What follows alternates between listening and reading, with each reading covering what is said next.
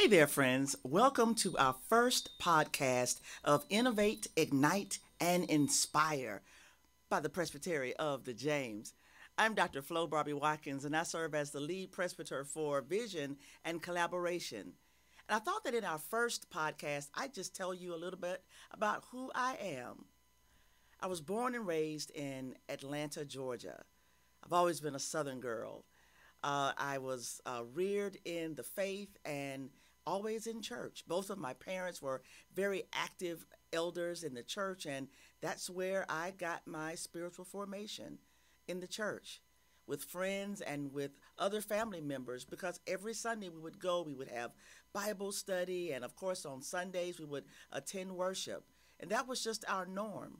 Little did I know that I was being formed in the crucible of my spirituality, and that's where it all begins. I remember I was just graduated from high school, and I went off to college, and I was a musician, so I was the director of the gospel choir, and that just seemed natural for me. I was still involved in the church, but not quite as much. But I loved singing, and I loved gospel music, and so I directed the choir. And I remember sitting at the sorority house one night, probably doing something I had no business doing, and saying, when I graduate from college, I'm going to seminary. Little did I know that I was speaking prophetically at that time. And so lo and behold, after college, I waited a few years. I worked in the workforce, worked at AT&T. But then in 1990, I was in seminary full time.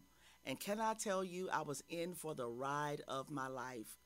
I remember saying to God, now I didn't ask you to be a minister. So all these languages and Greek and Hebrew, I need for you to help me with this, because there's just no way I can do this by myself. And of course, God was so faithful. And so after that, I graduated and I went and moved to Orangeburg, South Carolina, where I did campus ministry. And in many ways, campus ministry was like new church development every year, because you had a new class of students that would come in, and you would have to acclimate them into what campus ministry is. I soon realized that I could not do that by myself. I needed some ambassadors. And where was I going to get these folks from? Because, here I am, I'm old compared to them. So I went to sporting events.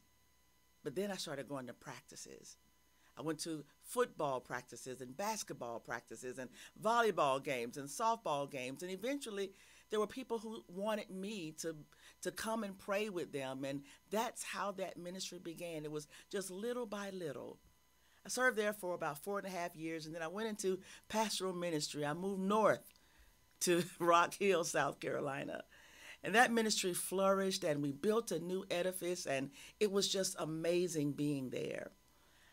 I then moved on to Charlotte, North Carolina, where I spent 18 years pastoring the Avenue, Siegel Avenue Presbyterian Church. We went through so many changes. We were having to adapt to losing members and gaining members. We were having to adapt to what was going on economically in the world, and there was just a lot of things. But the one thing that we embraced was change, because we recognized that everything changes and nothing stays the same. So lo and behold, while I'm pastoring the Avenue Presbyterian Church, I'm also serving as a military chaplain. I was in the Air National Guard until 2017, when I retired as the deputy wing chaplain, and it was an amazing 20 years. Again, doing that ministry of presence, but you didn't get to choose who you do ministry with when you're in the military, because you represent that which is holy, and you want to have a ministry of presence. They have to recognize you as being a friend, but before, they're going to trust you with anything, their problems, their woes, their family issues. And that ministry was, again, one of the most rewarding ministries that I've ever experienced in my life. And so now here we are. We're in the Presbytery of the James after serving in the Presbytery of Detroit for about 18 months. God brings us here. And so what we want to do now is begin to talk about what needs to happen in the church to be innovative and creative and use our imaginations in such a way that we can really make a difference in the lives of the people who we meet and who we have not met. And so stick around. Be certain that you save this podcast because you're not going to want to miss this. We're going to have some amazing guests coming on in the future. We're going to talk about the things that matter to you. So here's what I want you to do. Sit back, relax, and the next podcast is up now. God bless you and stay inspired.